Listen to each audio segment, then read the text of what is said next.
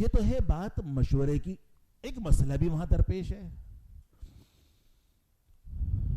مسئلہ وہاں درپیش یہ ہے کہ وہاں کے امام صاحب وہ عام طور پر مکہ کے گرد و پیش کے آس پاس کے ہوتے ہیں, یعنی مقیم ہوتے ہیں.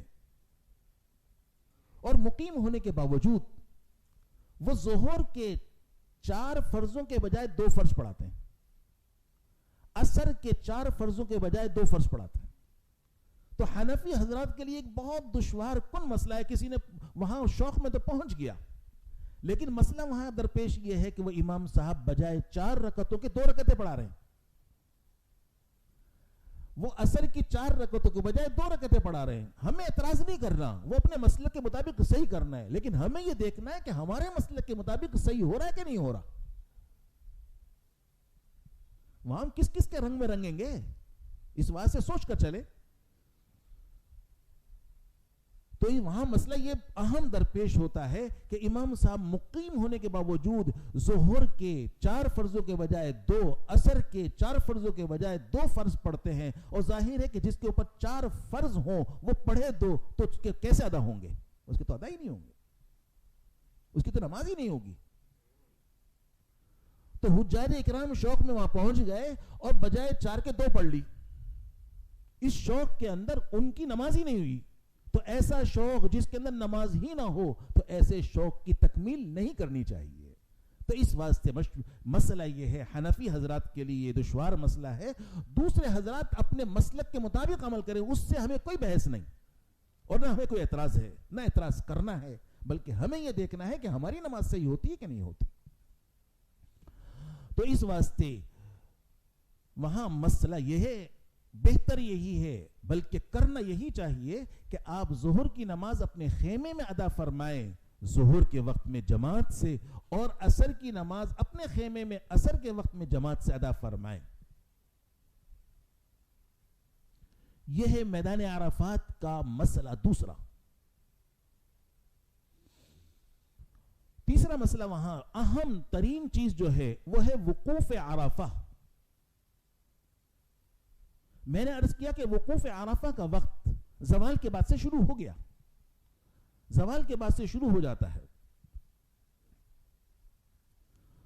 تو آپ اپنی ضروریات سے فارغ ہونے کے بعد نماز پڑھ کر اپنے خیموں سے باہر نکل آئیں.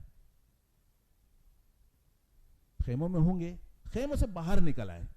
خواتین بھی خیموں سے باہر آ جائیں, قبلے کی طرف منہ کر کے کھڑے ہو جائیں, اور پھر اللہ کی حمد و ثنا, تکبیر و تحلیل, لا الہ الا اللہ وحدہ لا شریک لہ لہ الملک ولہ الحمد وہو علی کل شیء قدیر, 4 کلمہ اس کا ورد کریں, یہ پڑھیں اور دعائیں مانگیں. یہ عمل آپ کا کھڑے ہو کر جاری رہے.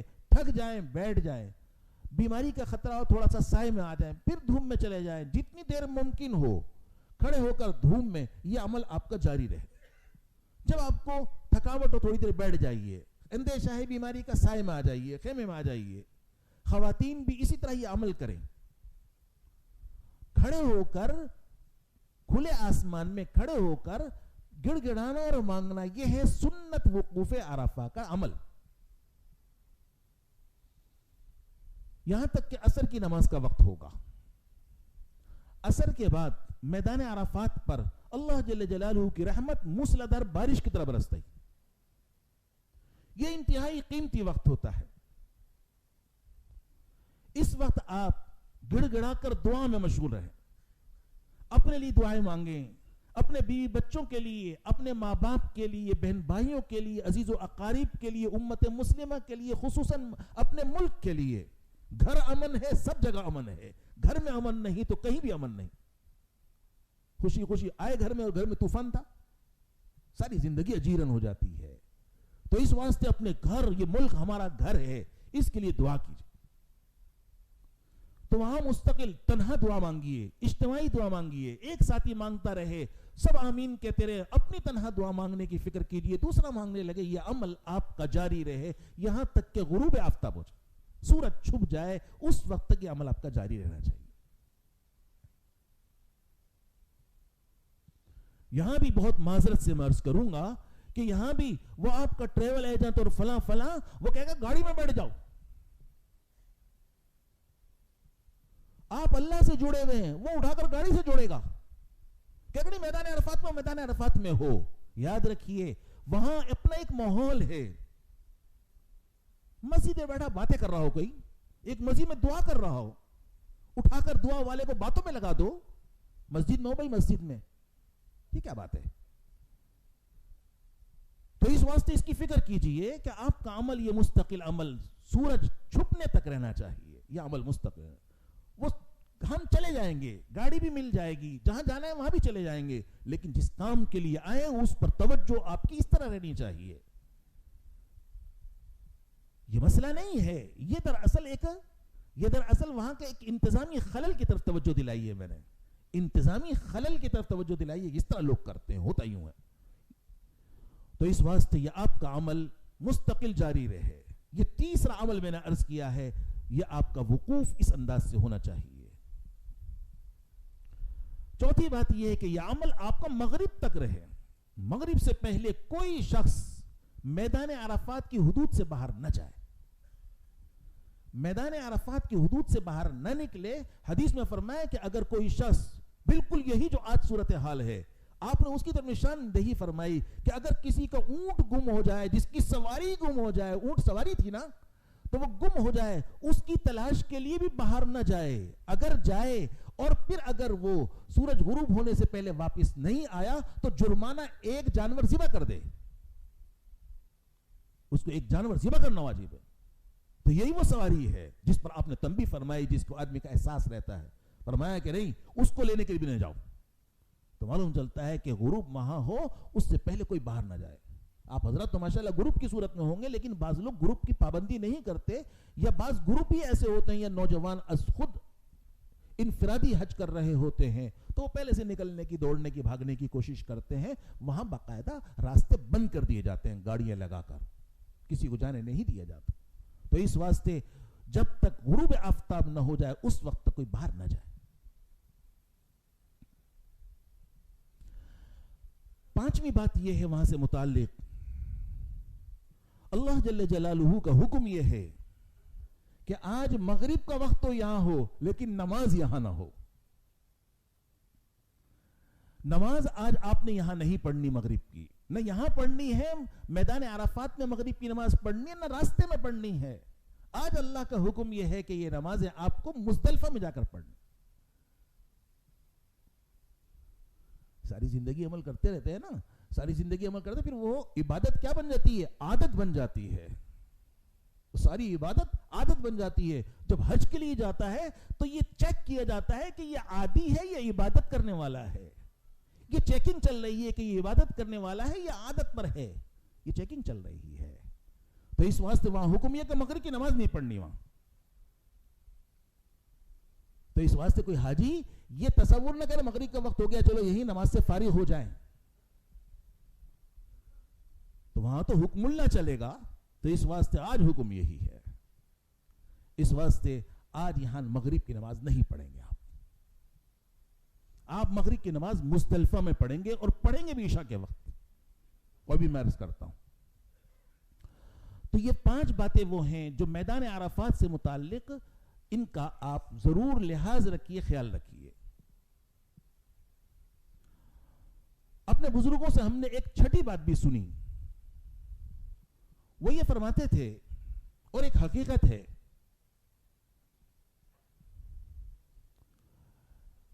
کہ آپ تو انشاءاللہ گروپ کی صورت میں ہوں گے, سلیقے طریقے سے ہوں گے, لیکن بعض لوگ چونکہ گروپ کی پابندی نہیں کرتے, جلد باز ہوتے ہیں, سہولت پسند ہوتے ہیں, تو بعض لوگ وہ بعض چیزوں میں ان کے کمزوری رہ جاتی ہے. تو انشاءاللہ یہ بات ایسی میں عرض کر رہا ہوں جس کی انشاءاللہ آپ کو ضرورت پیش نہیں آئے گی, لیکن میں عرض کر دیتا ہوں, ہو سکتا ہے کہ کسی کو نفع دے. وہ یہ ہے کہ میدان عرفات کی حدود متعین ہیں, اس کی حدود متعین ہیں, اور اس پر نشانات بھی لگے ہوئے ہیں, پہاڑوں پر نشان لگے ہوئے ہیں, سب جگہ نشانات لگے ہوئے ہیں.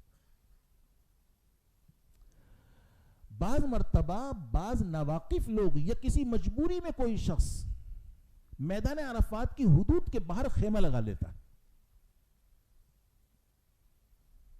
مسجد نمرہ خود اس کا آدھا حصہ، اس کا کمرے کا آدھا حصہ محراب کی طرف کا میدان عرفات سے باہر ہے، وہیں سو رہے ہیں پڑے ہوئے. اس کے پیچھے سایہ ہے، وہاں خیمہ لگا لیا، وہاں بیٹھ گئے. اور میدان عرفات کی حدود سے باہر خیمہ لگا کر اور وہاں بیٹھ گئے اور وہیں دعائیں کر رہے ہیں اور وہیں سے اٹھ کر مزدلفہ چلے گئے. اگر خدا نہ خواستہ کسی نے اس طرح عمل کیا تو ایسی صورت میں اس کا حج نہیں ہوگا، کیونکہ ظاہر ہے کہ میدان عرفات کا وقوف تو فرض تھا، وہ فرض ہی ادا نہیں کیا.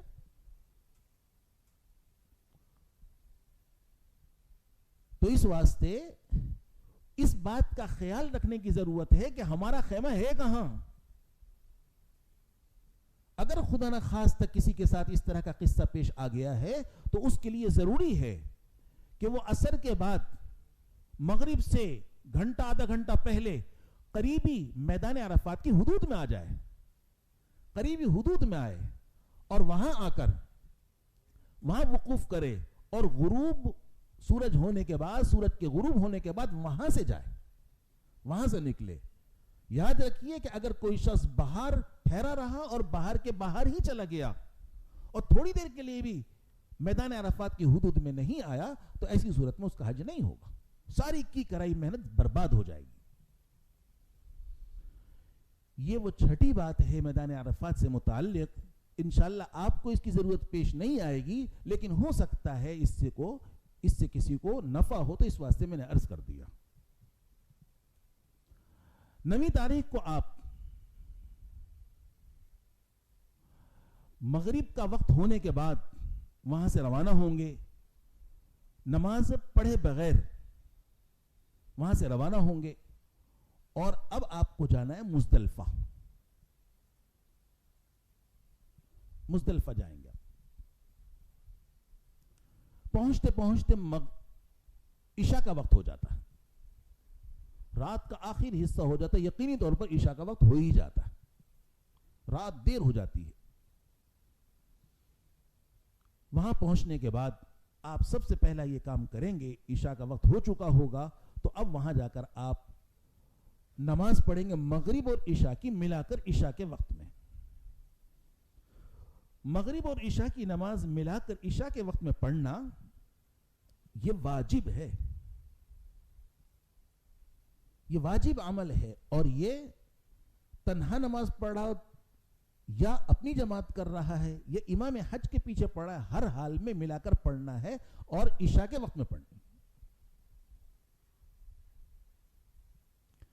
اس لیے وہاں پہنچ کر سب سے پہلے آپ اذان دیں، اقامت کہی جائے، جماعت سے اپنی آپ گروپ کی صورت کے اندر مغرب کے فرض پڑھیں، پھر عشاء کے فرض پڑھیں، پھر اس کے بعد مغرب کی سنتیں، پھر عشاء کی سنتیں، پھر وتر پڑھیں. اس کا طریقہ یہ ہوگا، سب سے پہلے اذان دیں گے، پھر تکبیر کہی جائے گی، اقامت کہی جائے گی، تو اس کے بعد مغرب کے فرض، پھر عشاء کے فرض، پھر مغرب کی سنتیں، پھر عشاء کی سنتیں، پھر وتر پڑھیں.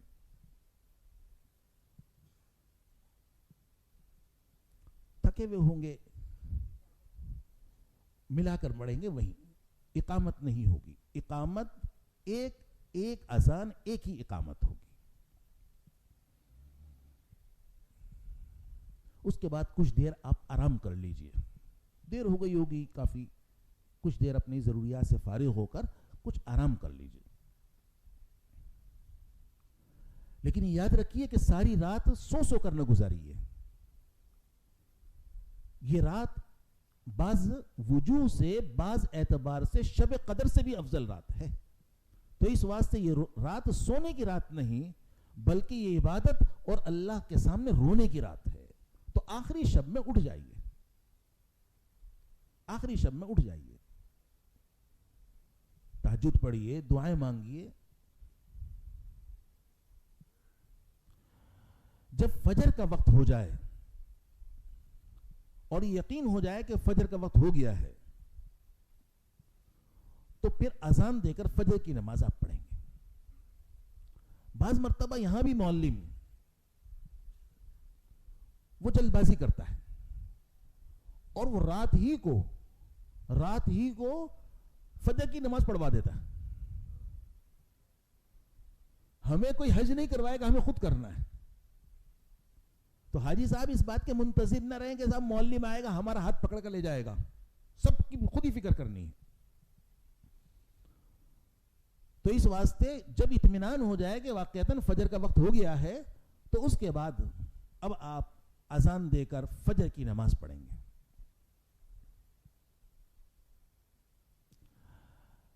اگر موقع ہو تو آپ اس وقت غسل کر لیں. وقوف مزدلفہ کے لیے غسل کرنا مستحب ہے.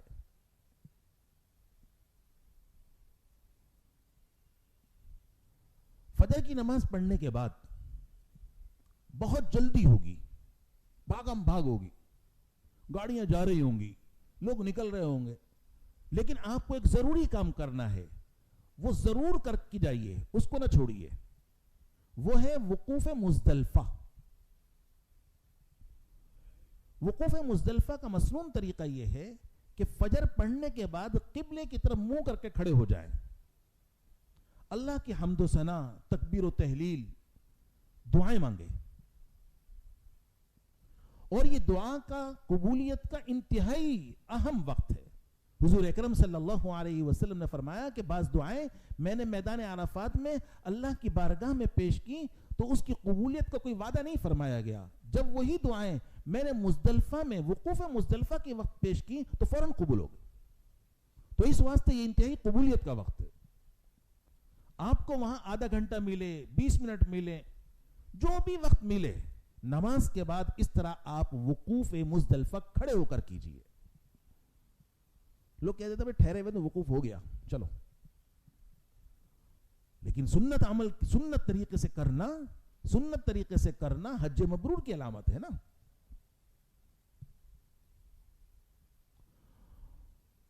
تو یہ عمل آپ نے وقوف مزدلفہ اس طرح کرنا ہے, اور پھر یہاں سے سورج نکلنے سے پہلے نکلنا ہے.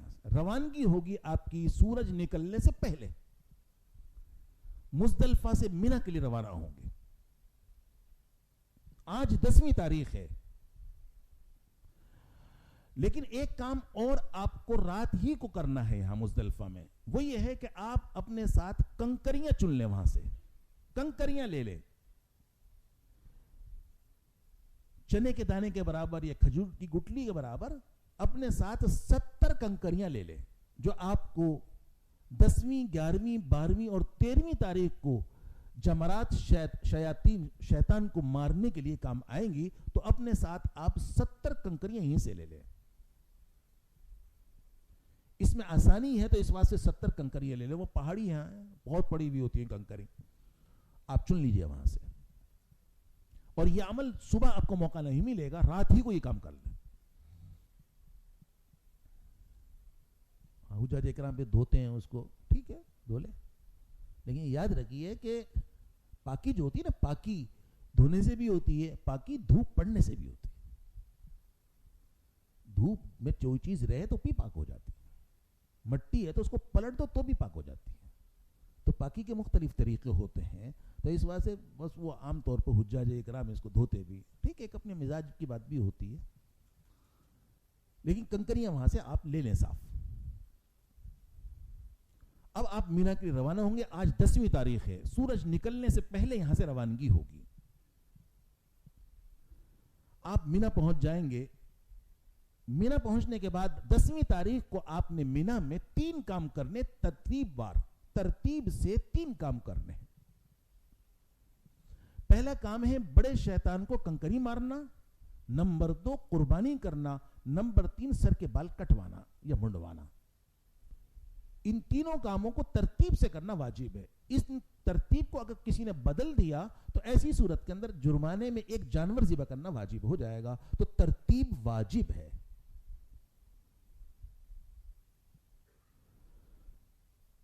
اب وہاں عام طور پر اپنے خیمے, چونکہ 8 تاریخ کو بھی یہاں آئے تھے, اب 10 تاریخ کو جب پہنچتے ہیں تو اپنے خیموں میں چلے جاتے ہیں. خیموں میں آپ چلے جائیں گے. وہاں سے اب آپ جمرات کو کنکری مارنے کے لیے، جس کو عوامی زبان میں شیطان کہا جاتا ہے، تو وہاں آج 10ویں تاریخ کو صرف بڑے شیطان کو کنکری مارنی ہے. تو اس لیے آپ اپنے ساتھ 7 کنکریاں لے لیں. ان 70 میں سے 7 کنکریاں لے لیں، 1-2 اضافی لے لیں. حجاج اکرام کے لیے حج میں سب سے دشوار کام کنکری مارنا سمجھا جاتا ہے،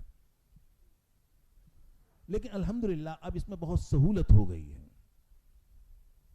اور کئی اس کو راستے بھی بنا دیے ہیں، کئی منزلیں بھی بنا دی ہیں.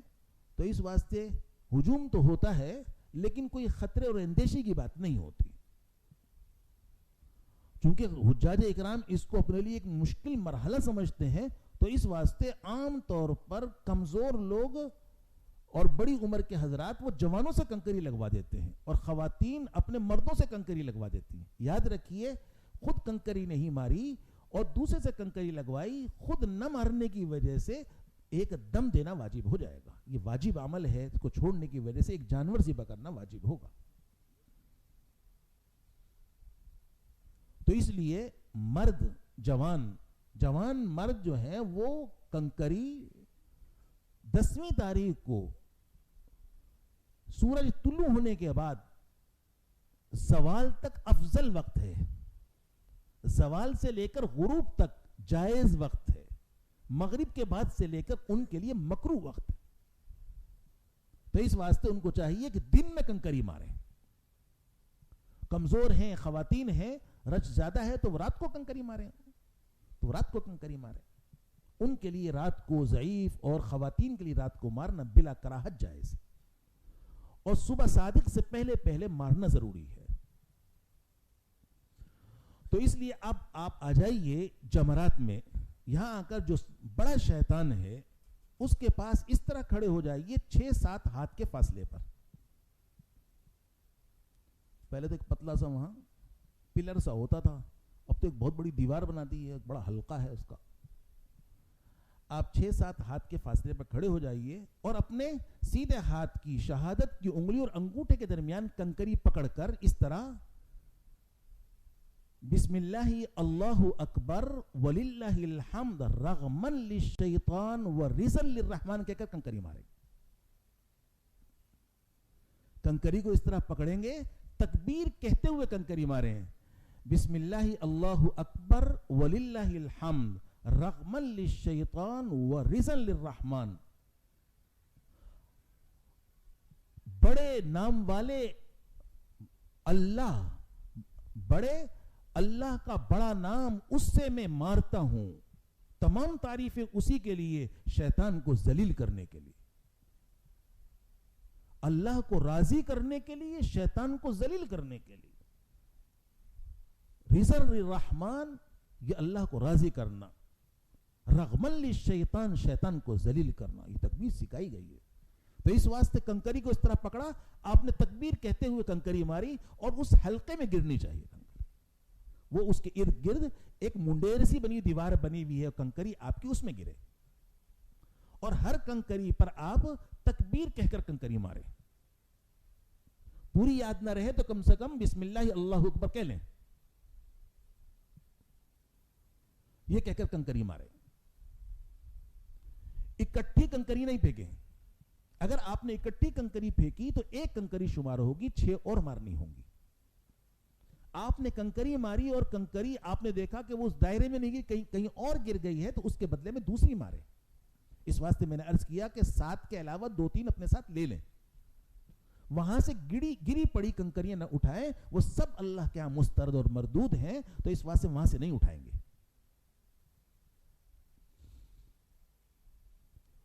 کوئی بڑے پتھر، جوتے، فضول کلمہ زبان سے نہ نکالیں. جذبات میں ایسی کوئی بات نہ کریں، چونکہ ایک بہت بڑا کہتے ہیں کہ کنکری مارنے سے گناہ کبیرہ معاف ہوتا ہے اور جہنم سے آزادی کا پروانہ ملتا ہے. فضیلت اس کی بیان فرمائے. تو اس واسطے کوئی معمولی کام نہیں ہے.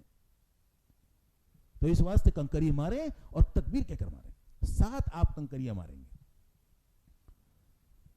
7 کنکریاں مارنے کے بعد اب آپ کو دوسرا کام کرنا ہے، قربانی. قربانی کے سلسلے میں آج کل وہاں بہت بے اعتدالی ہے، اور وہ یہ ہے کہ عام طور پر وہ ٹوکن کے ذریعے سے بینک کی معرفت قربانی کروا لیتے ہیں۔ یاد رکھیے کہ یہ کمپنی، بینک، ٹوکن کے ذریعے سے جو قربانی ہوتی ہے یہ قابل بھروسہ، قابل اعتماد قربانی نہیں ہے۔ حجاج اکرام سہولت کے خاطر اس کے اندر ترغیب بھی چل رہی ہوتی ہے، بہت کچھ ہو رہا ہوتا ہے، لیکن یاد رکھیے یہ قابل بھروسہ نہیں ہے۔ وہ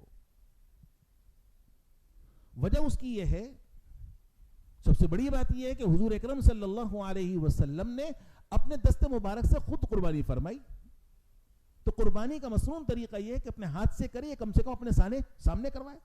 حضور اکرم صلی اللہ علیہ وسلم نے 63 اونٹ اپنے دست مبارک سے نہر فرمائے ہیں، اور ہم ایک دمبے اور بکرے کے لیے کمپنی اور بینک کا سہارا لے رہے ہیں، تو یہ غیرت ایمانی کے بھی خلاف۔ دوسری وجہ یہ ہے کہ جو عام طور پر قربانی کے لیے وقت دیا جاتا ہے اس وقت میں قربانی نہیں ہوتی۔ آپ کو وقت دیا کہ صاحب آپ کی 1 بجے ہو جائے گی قربانی، آپ نے یہ سوچ کر کہ صاحب چلو 1 بجے کے بجائے 2-3 بج گئے، 3 بجے اپنے بال کٹوا لیتے ہیں، یہ سوچ کر قربانی ہو گئی ہوگی۔ بعد میں پتہ چلا کہ قربانی آج نہیں کل ہوگی۔ ان کے ہاں ترتیب کا لحاظ نہیں رکھا جاتا۔ ہمیں اس بات کی فکر کرنی ہے کہ یہ ترتیب ضروری ہے، کہیں ایسا تو نہیں کہ بے ترتیب کام ہو جائے، دم واجب ہو جائے گا، تو اس واسطے ان پر اعتماد نہیں کیا جا سکتا۔ اس کے علاوہ بات یہ ہے کہ وہاں بینک یا کمپنی کی معرفت جو قربانی ہوگی، ظاہر ہے کہ وہ لاٹ کی لاٹ لیں گے، جانوروں کی لاٹیں خریدیں گے، ایک ایک جانور تھوڑی خریدیں گے۔ اس کو کون چیک کرے گا کہ اس کے کان صحیح ہیں، دم صحیح ہے، اس کے دانت پورے ہیں؟ کون دیکھے گا اس کو؟ اور نہیں معلوم کہ ہماری طرف سے جو قربانی کی جا رہی ہے اس کے اندر شرط قربانی پائی جا رہی ہے یا نہیں پائی جا رہی۔ ہو سکتا ہے کہ جو ہماری طرف سے قربانی ہو اس کے اندر شرط قربانی نہ پائی گئی ہو، تو اس واسطے کیسے اعتماد کیا جا سکتا ہے؟ تو اس واسطے جب یہاں سے وہاں تک اور وہاں کی اتنی مشقت اور اتنا خرچ کیا جا رہا ہے تو اس کے اندر سہولت اس میں خود جا کر آدمی قربانی کرے، کم سے کم اطمینان تو ہوگا، وقت پر بھی ہوگی، صحیح بھی جانور ہوگا۔ تو اس واسطے میں نے عرض کیا کہ قربانی کے سلسلے میں وہاں چونکہ آج کل بے اعتدالی بہت ہے، تو اس واسطے اس کی فکر کیجئے کہ آپ خود قربانی کیجئے، اپنے سامنے کروائیے یا اپنے ہاتھ سے کیجئے۔ دوسری بات قربانی کے سلسلے میں یہ عرض کرنی ہے کہ قربانی کی آج نیت آپ نے یہ کرنی ہے کہ میں یہ دم شکر ادا کر رہا ہوں، دم شکر ادا کر رہا ہوں، میں حج کی قربانی کرتا ہوں۔ جو حج تمتع کرنے والے حضرات ہیں اور جو حج قران کرنے والے حضرات ہیں ان کے ذمے یہ قربانی واجب ہے، دم شکر واجب ہے۔ تو اس واسطے نیت آج یہ کریں گے کہ میں حج کی قربانی کرتا ہوں۔ اگر کسی نے وہاں مال کی نیت سے قربانی کر لی تو ایسی صورت کے اندر اس کے ذمے حج کی قربانی برقرار رہے گی۔ تو اس واسطے وہاں دم شکر کی، حج کی قربانی کی نیت سے جانور کو ذبح کیا جائے گا۔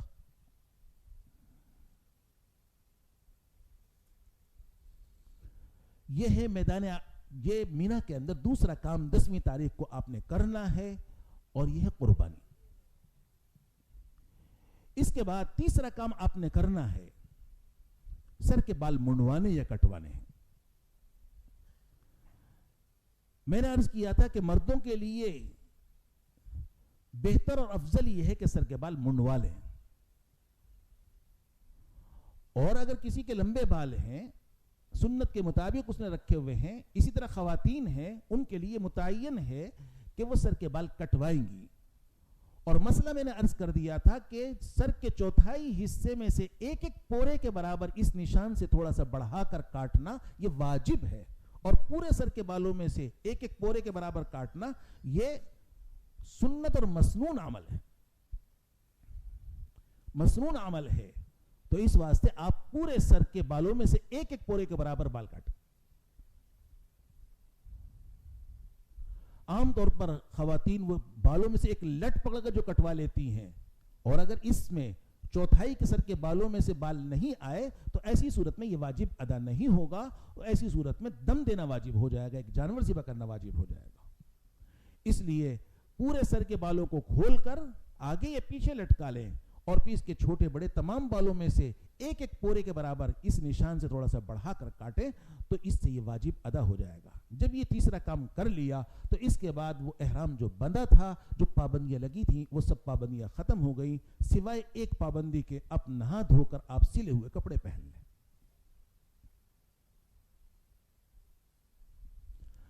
خوشبو وغیرہ لگا لیں۔ بس ایک پابندی ابھی برقرار ہے، وہ ہے میاں بیوی ایک دوسرے کے لیے جو حرام تھے وہ ابھی حرمت برقرار ہے، تو کسی قسم کی کوئی شہوت کی بات، شہوت کا عمل کرنا جائز نہیں ہوگا۔ 10ویں تاریخ کا یہ کام کرنے کے بعد اب آپ آ جائیے مکہ مکرمہ، مینا سے مکہ آ جائیے۔ یہاں آ کر آپ نے طواف زیارت کرنا ہے، جو حج کا دوسرا سب سے بڑا فرض ہے۔ یہاں آ جائیے، یہاں آ کر آپ اسی طرح مکہ مکرمہ میں بیت اللہ مسجد حرام میں آ جائیے اور بیت اللہ کے سامنے اس گوشے اور کونے کی طرف آ جائیے جس کے اندر حجر اسود لگا ہوا ہے۔ نماز کا وقت ہے، جماعت سے نماز ادا کر لیں، نماز پڑھ کر آئے ہیں، نماز کا وقت نہیں ہے تو آپ بالکل آ جائیے بیت اللہ کے اس گوشے اور کونے کی طرف جس کے اندر حجر اسود لگا ہوا ہے۔ یہاں آ کر جیسے آپ نے عمرے کا طواف کیا تھا اسی طرح یہاں آ کر کھڑے ہو جائیے۔ حجر اسود والے کونے کی سیدھ کو میں نے عرض کیا تھا کہ پہلے وہاں کسی زمانے میں کتھئی رنگ کی پٹی ہوتی تھی، آج کل وہاں سفید فرش ہے، تو اس واسطے اس طرح کھڑے ہوں کہ وہ کونا اور بالکل اسی سیدھ میں ایک ہری لائٹ لگی ہوئی ہے، اس کے درمیان آپ آئیں گے تو سیدھ ہو جائے گی، وہ سامنے ہے اور پیچھے لائٹ ہے، بالکل بیچ میں آ جائے۔ یہاں آ کر آپ اس طرح کھڑے ہوں کہ حجر اسود آپ کے دانے موڑنے کی سیدھ میں آ جائے، آپ اس کے بائیں طرف آ جائیں۔ یہاں آ کر آپ نیت کریں، اور نیت آج آپ نے یہ کرنی ہے کہ میں طواف فرض کے 7 چکر لگاتا ہوں، طواف فرض کے 7 چکر لگاتا ہوں، یا یوں کہیے کہ طواف زیارت کے 7 چکر لگاتا ہوں۔ نیت آج آپ نے یہ کرنی، اور میں نے یہ بھی عرض کیا تھا کہ طواف کے لیے نیت کرنا ضروری ہے۔ اگر کسی شخص نے نیت نہیں کی اور بیت اللہ کے ارد گرد وہ چکر لگاتا رہا تو ایسی صورت میں اس کا طواف نہیں ہوگا۔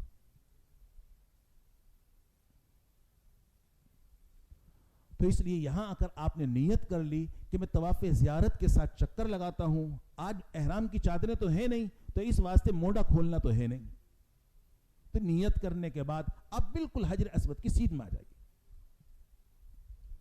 سیدھ میں آ گئے، یہاں آ کر آپ نے وہی 2 کام کرنے ہیں، ایک استقبال، دوسرا استلام کرنا ہے۔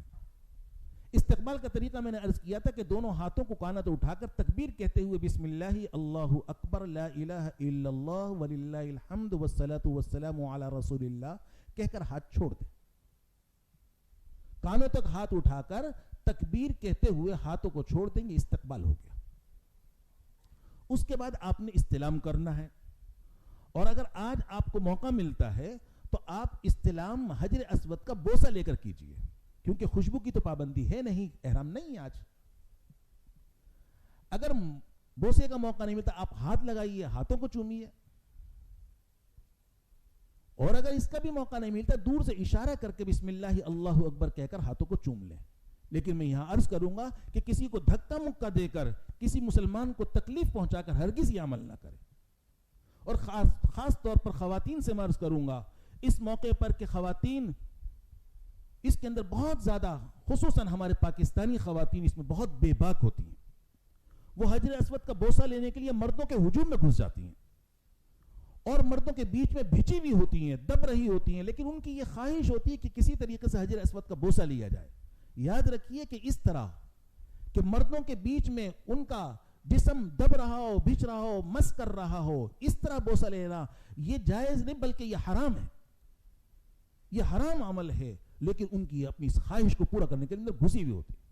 تو اس واسطے ان کو دیکھنا چاہیے کہ کہاں کس طرح موقع مل سکتا ہے، کہاں کس طرح قطاریں لگتی ہیں، وہاں جائیں، اس طرح مردوں کے بیچ میں نہ گھسیں، ورنہ شریعت کے اندر جو طریقہ خواتین کے طواف کا ذکر فرمایا گیا ہے کہ وہ طواف اس طرح کریں مطاف کے کونے میں کریں، یہ ذکر فرمایا گیا، مردوں کے بیچ میں نہ چلیں، وہ طواف کے بالکل پیچھے آخری حصے کے اندر، مرد بیچ میں شروع میں ہو، بالکل بعد میں وہ ہوں، یہ طواف کا طریقہ ذکر فرمایا گیا ہے۔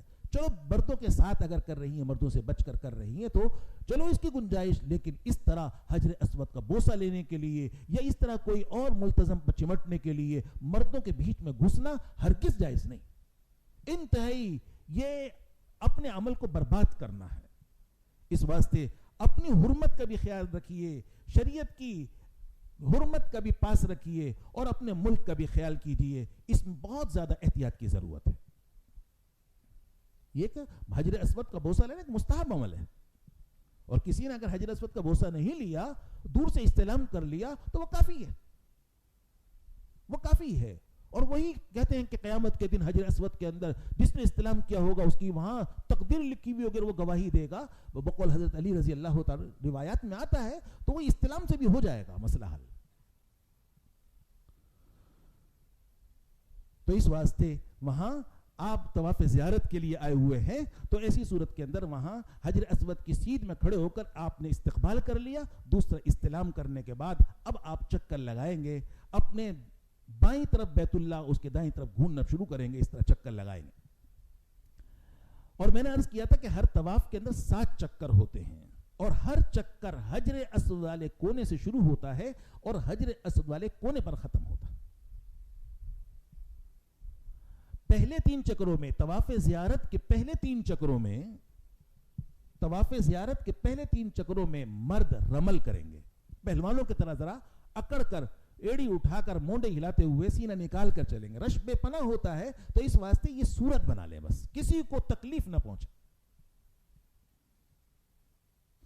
اور بقیہ 4 چکر اطمینان سے کریں گے. خواتین 7 چکر اطمینان سے کریں گے.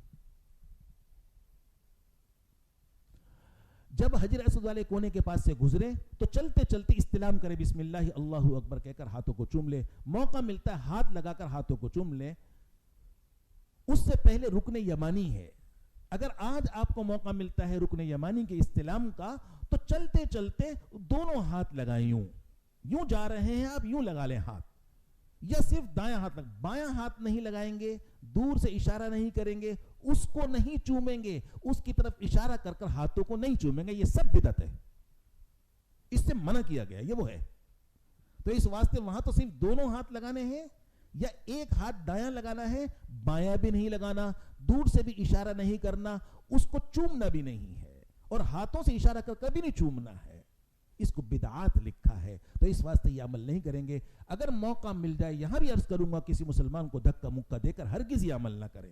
موقع ملتا ہے تو آپ اس کا استلام کیجئے، اور اگر موقع نہیں ملتا تو وہاں سے آپ ربنا آتینا فی الدنیا حسنہ یہ دعا پڑھتے ہوئے گزر جائیے. طواف کے دوران میں نے عرض کیا تھا، کتابوں ہاتھ میں لے کر دعائیں نہ پڑھیں، جو آپ کو دعائیں یاد ہیں اس سے اللہ سے مانگتے رہیں. اردو میں بھی دعا مانگ سکتے ہیں، لیکن چونکہ پسندیدہ عربی زبان ہے تو افضل اور بہتر یہ ہوگا کہ عربی کی دعاؤں سے دعائیں مانگی جائے، اور وہ دعائیں جس کا مفہوم مطلب صحیح سمجھتے ہوں اس سے مانگا جائے. پتہ تو چلے ہم کیا مانگ رہے ہیں. 7واں چکر جب آپ کا مکمل ہو جائے تو پھر 8ویں مرتبہ اب استلام کریں گے. یہ استلام آپ نے کر لیا تو یہ آپ کا طواف زیارت مکمل ہو گیا. اس کے بعد آپ وہی 3 ضمنی کام کریں گے جو ہر طواف کے بعد آپ کو کرنے ہیں. سب سے پہلا کام ہے ملتزم پر دعا.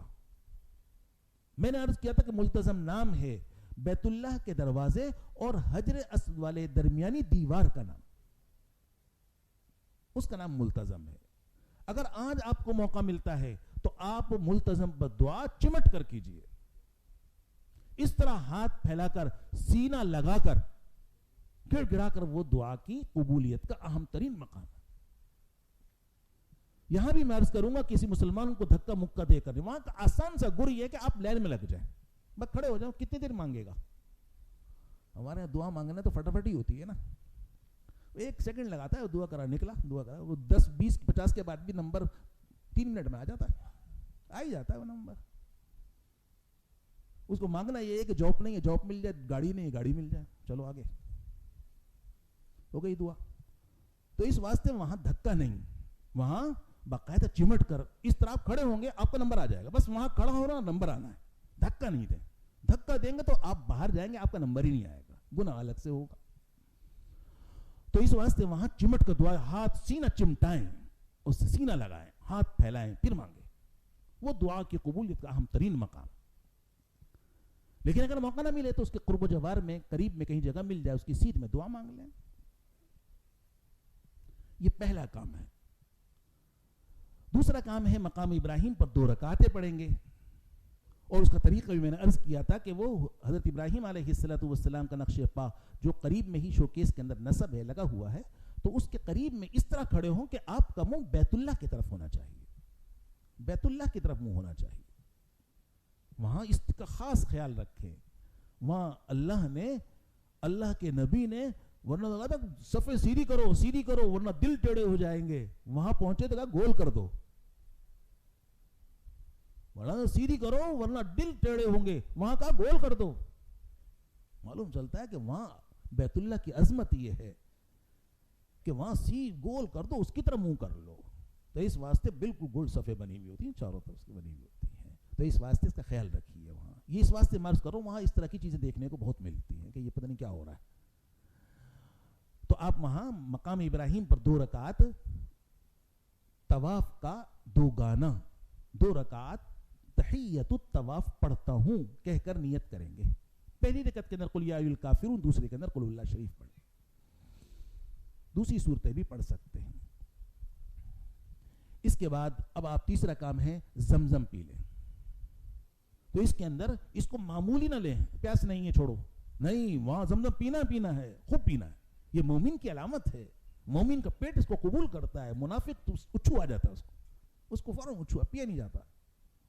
مومن اگر پیے گا خوب ڈٹ کر پیے گا. کھڑے ہو کر شروع میں آخر میں دعا کیجئے ماء زمزم لما شرب، کہ یہ ایسا کہ دعا جس دعا کے ساتھ مانگ پیے گا وہ دعا قبول ہوتی ہے. تو اس واسطے وہاں آپ دعا کیجئے اور اس کو پیئے. اس کو سمجھیں کہ یہ بات اہم ہے. یہ 3 کام کرنے کے بعد اب یہ آپ کے اوپر جو بیوی حرام تھی اب وہ بیوی بھی حلال ہو گئی. وہ پابندیاں جو تھی وہ ختم ہو. وہ ہے کہ احرام کی پابندیاں جو 8 ذی الحجہ کو احرام باندھ کر لگی تھی سب ختم.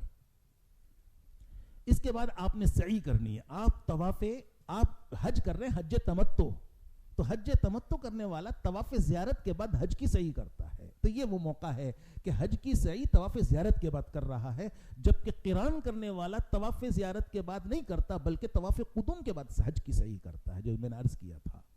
تو آج 10ویں تاریخ کو آپ طواف زیارت کرنے کے بعد اب سعی کے لیے آ جائیے. جب سعی کے لیے جانے لگیں تو اب ایک مرتبہ اور حجر اسود کا استلام کر لیجیے. یہ 9واں استلام ہوگا. ان الصفا والمروۃ من شعائر اللہ پڑھتے ہوئے جائیے. کچھ نہ کچھ آیتیں یاد کر لیں تو پڑھتے ہوئے جائیے. وہاں صفا مروہ آمنے سامنے 2 پہاڑیاں ہیں. آپ صفا پر اتنا چڑھیں کہ وہاں سے بعض محرابوں میں سے بیت اللہ نظر آتا ہے. وہاں کھڑے ہو کر اللہ کی حمد و ثنا بیان کیجئے، تکبیر و تحلیل کیجئے، دعا کیجئے. حاجی کو بڑی جلدی ہو رہی ہوتی، اس کے بعد سونا ہی ہے، گپے مارنی ہے، لیکن وہ اس عمل میں جلدی کرتا ہے. اس کو اہمیت سے لے. دعا کرنی ہے آپ نے، اللہ کی حمد و ثنا کی دعا کرنی. دعا کرنے کے بعد اب نیت کریں میں حج کی سعی کے ساتھ چکر لگاتا ہوں، اور سعی کے لیے نیت کرنا مستحب ہے.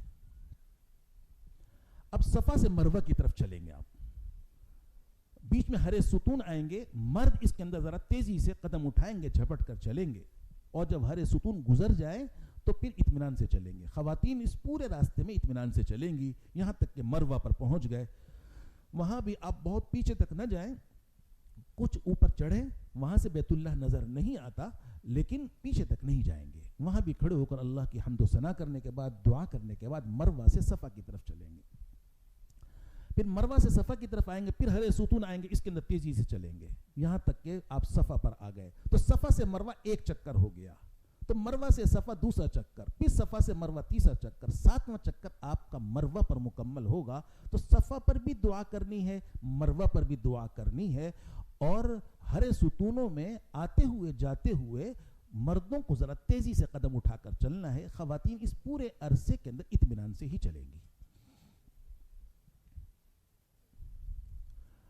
اب آپ سعی سے جب فارغ ہو جائیں تو اس کے بعد 2 رکعت سعی کا 2 گانا پڑھ لیں. جو مستحب عمل ہے اس کے لیے آپ کو مقام ابراہیم پر جانے کی ضرورت نہیں. جہاں کہیں موقع ہو 2 رکعتیں آپ پڑھ لیں. 2 رکعت پڑھنے کے بعد اب آپ دیکھیں اگر جماعت کا وقت قریب ہے تو وہاں حرم کی جماعت میں شامل ہوں نماز پڑھ کر، اور اگر نماز میں بھی وقت ہے تو آپ وہاں سے مینا آ جائیں. یہ 10ویں تاریخ کو آپ چل رہے ہیں. مینا کے 3 کام آپ نے کیے تھے. اب طواف زیارت کے لیے آپ مکہ کے اندر موجود ہیں. طواف زیارت سے فراغت کے بعد اب آپ وہاں سے مینا دوبارہ آ جائیں. رات مینا میں گزارنا یہ مسنون عمل ہے. قرآن کریم نے باقاعدہ ذکر فرمایا کہ یہ وہ راتیں ہیں جس کے اندر اللہ کا ذکر کثرت سے کرو. مشرکین مکہ بیٹھتے تھے اور پھر وہ اپنے آبا و اجداد کی تعریفیں کرتے تھے، بہت ان کے منقبت میں اشعار پڑھتے تھے، بہت کچھ چلتے تھے. اس طرح ان کا یہ عمل تھا تو وہ اس طرح کرتے تھے. تو قرآن کریم نے بالکل اس کے رد کے اندر اللہ کی تعریف کا حکم دیا. تو اس واسطے حجاج اکرام کو رات مینا میں گزارنی چاہیے. حج کے بعد کی جو راتیں ہیں گویا کہ اب آپ 10 ذی الحجہ کو طواف زیارت کرنے کے بعد آپ مینا میں آ جائیے. حجاج اکرام عام طور پر یہ کرتے ہیں کہ رات دیر ہو گئی چلو اپنے وہاں چلے جائیں رہائش گاہ پر، وہاں جا کر سو جاتے ہیں. تو یہ کام نہ کریں بلکہ مینا جائیں، وہاں سے مینا آ جائیں، رات وہاں گزاریں گے. اگلے دن 11ویں تاریخ ہے. 11ویں تاریخ کو 11ویں 12ویں اور 13ویں تاریخ کو تینوں شیطانوں کو کنکری ماری جاتی ہے.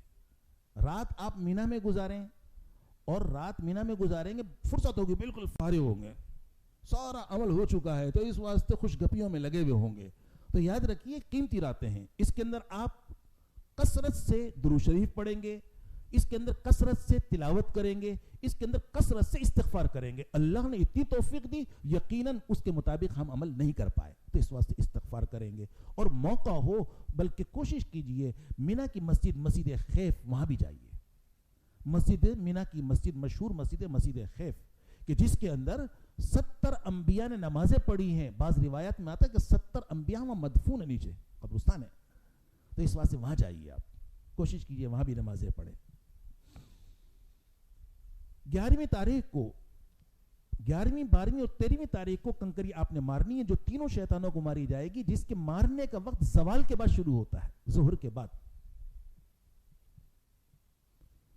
اس لیے 11ویں تاریخ کو جب آپ کنکری مارنے کے لیے جائیں تو اپنے ساتھ آپ 21 کنکریاں لے لیں، کیونکہ تینوں شیطانوں کو ساتھ ساتھ مارنی ہے. تو 21 کنکریاں مارنے کے لیے لے لیں، 2 4 5 کنکریاں اضافی اپنے ساتھ لے کر جائیں. آج کنکری مارنے کا طریقہ یہ ہے کہ سب سے پہلے چھوٹے شیطان کو، پھر درمیانی کو، پھر بڑے کو ماری جائے گی. زوال کے بعد مارنا ہے اور سب سے پہلے چھوٹے، پھر درمیانی، پھر بڑے کی کنکری مارنی ہے. مارنے کا وہی طریقہ ہے کہ آپ آ جائیے چھوٹے شیطان کے قریب، 6-7 ہاتھ کے فاصلے پر کھڑے ہو کر اس طرح ہاتھ میں اپنے سیدھے ہاتھ کی شہادت کی انگلی اور انگوٹھے کے درمیان کنکری پکڑیں.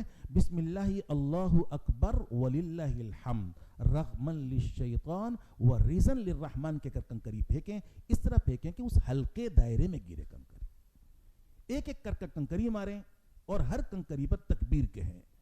بڑا پتھر کوئی جوتا وغیرہ نہ پھینکیں، فضول زبان سے کلمہ نہ نکالیں. اکٹھی کنکریاں نہ پھینکیں. اگر اکٹھی پھینکیں گے تو وہ ایک کنکری شمار ہوگی اور اس کے بدلے میں اس کے بعد 6 اور مارنی ہوں گی. اگر کوئی کنکری اس حلقے میں نہیں گری اس کے بدلے میں آپ کو دوسری کنکری مارنی ہوگی. آپ نے اس طرح ایک ایک کر کنکری ماری اور اس کے بعد اب آپ راستے سے ہٹ جائیے. راستے سے ہٹ کر قبلے کی طرف منہ کر کے کھڑے ہو جائیں.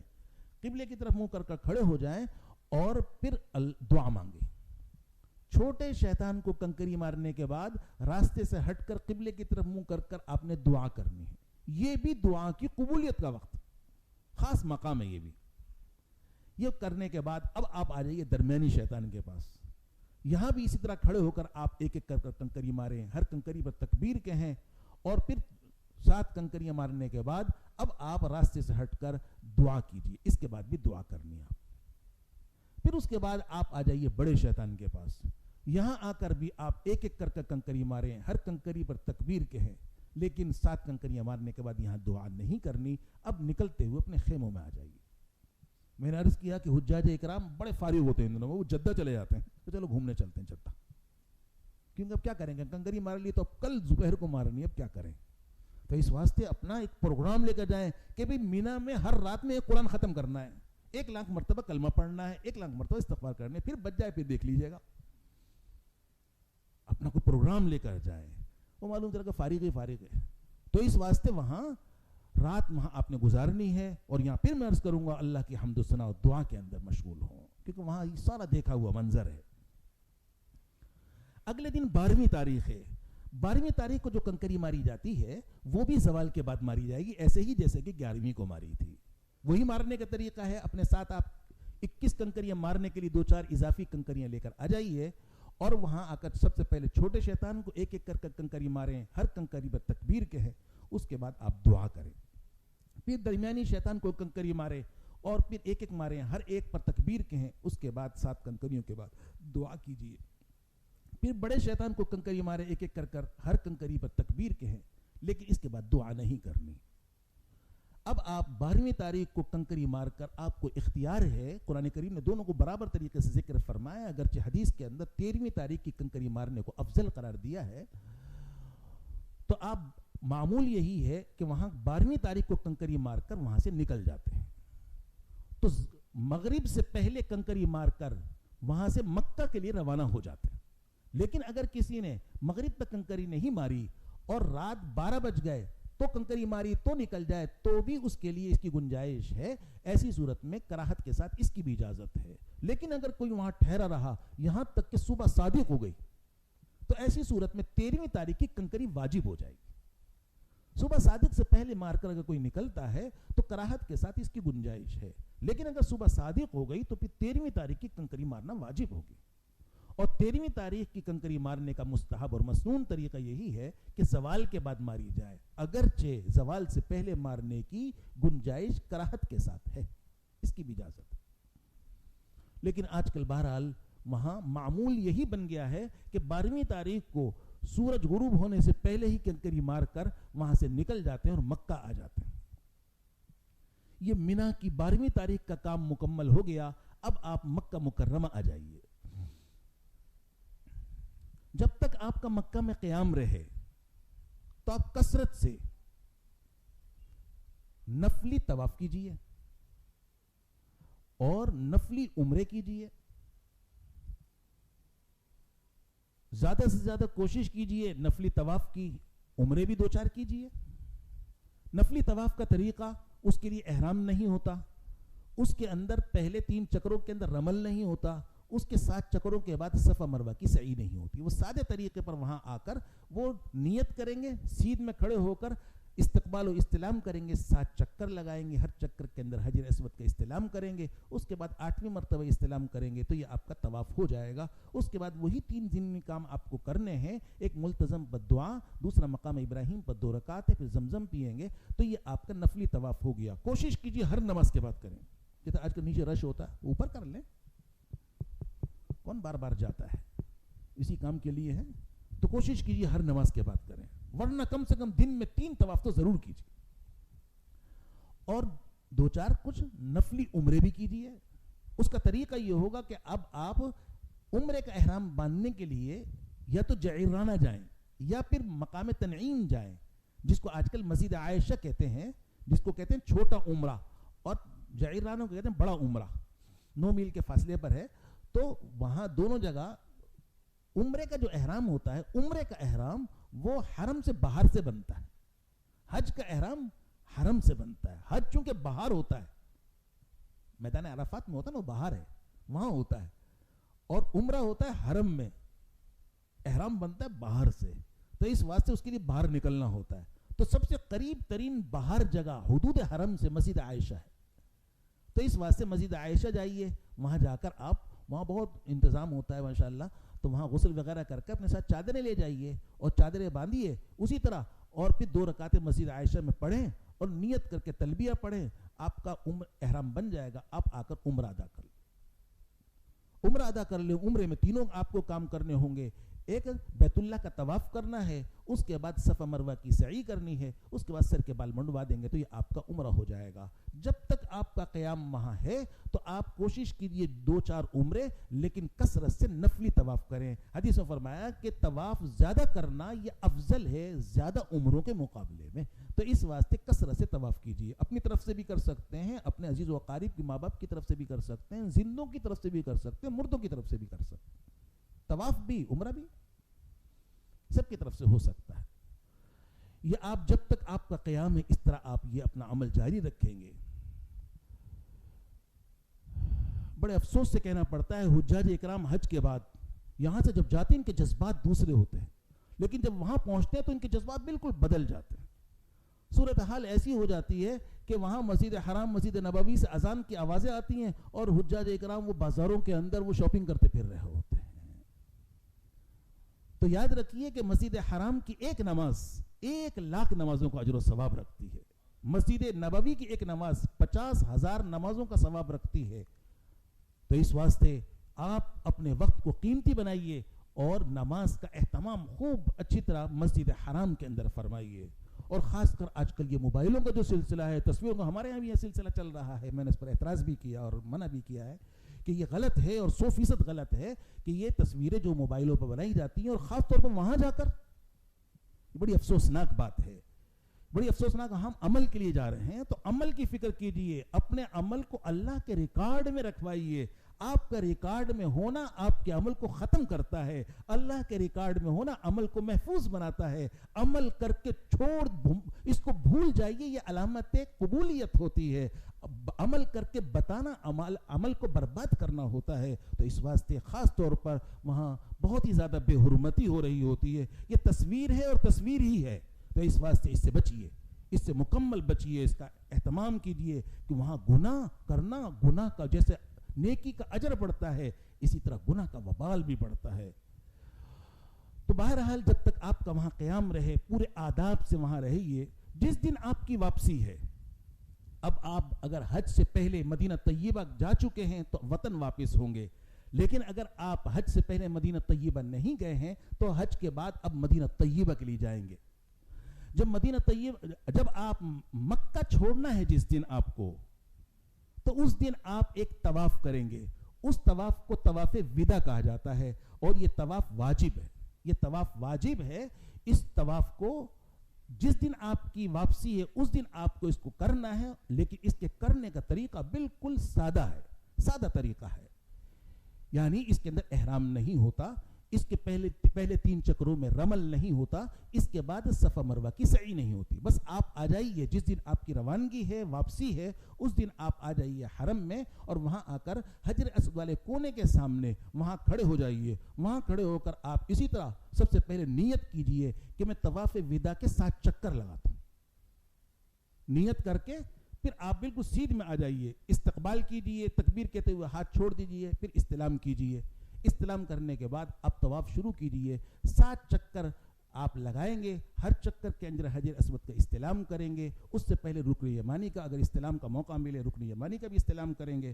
یہ عمل کرنے کے بعد آپ کا 7واں چکر جب مکمل ہو جائے تو 8ویں مرتبہ استلام کریں گے۔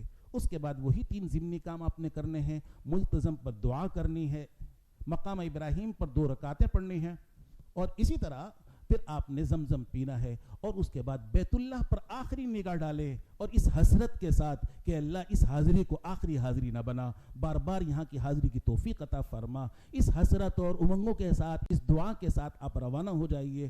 آپ کا حج مکمل ہو گیا، اللہ تعالیٰ آسان فرمائے، قبول فرمائے۔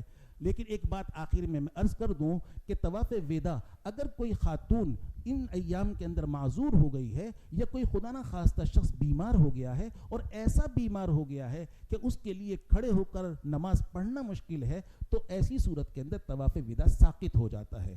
لیکن طواف زیارت کسی حال میں ساقط نہیں ہوتا۔ طواف زیارت کرنا یہ خواتین کے لیے، مردوں کے لیے، سب کے لیے ضروری ہے۔ اگر کوئی شخص طواف زیارت چھوڑ کر آئے گا، جب تک طواف زیارت نہیں کرے گا، جب تک طواف زیارت نہیں کرے گا، اس وقت تک میاں بیوی ایک دوسرے کے لیے حرام رہیں گے۔